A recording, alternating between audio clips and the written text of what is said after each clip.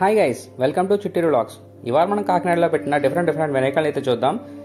దేవాలయం వీధిలో పెట్టిన 18 అడుగుల వినాయకుడికి 1,50,000 గాజులు అయితే చేకూర్చారంట. వినాయకుడు అయితే అద్భుతంగా ఉన్నాడు. అండ్ రెండోది, పెద్ద మార్కెట్ ఉల్లింగల్వారి వీధి సాయిబాబా గుడి ఆపోజిట్ సందులో ఉన్న 18 అడుగుల వినాయకుడికి 350 కేజీల వేరుశెనక్కాయలతో చేశారు.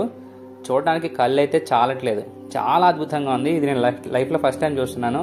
నాకైతే చాలా బాగా నచ్చింది.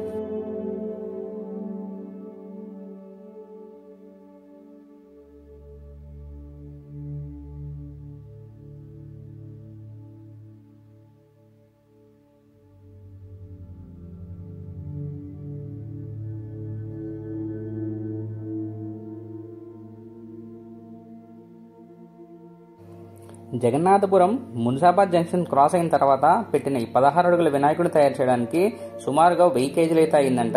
ఈ వినాయకుడి స్పెషాలిటీ ఏంటంటే జెమ్స్తో తయారు చేశారు ఈ వినాయకుడిని. చిన్నపిల్లలు చాలా ఇష్టపడుతూ తినే జెమ్స్తో చేసిన వినాయకుడు చాలా బాగున్నాడు.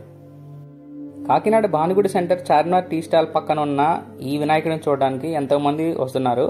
ఈ వినాయకుడి ప్రత్యేకత ఏంటంటే బెల్లంతో తయారు చేశారు. ఇంచుమించు టన్ను బెల్లం అయితే అయిందంట. కాకినాడ చీడుగు దెబ్బ దగ్గర ఉన్న ఈ చాక్లెట్ వినాయకుడిని చూడాలంటే మాత్రం మీరు ఖచ్చితంగా వెళ్లాల్సిందే.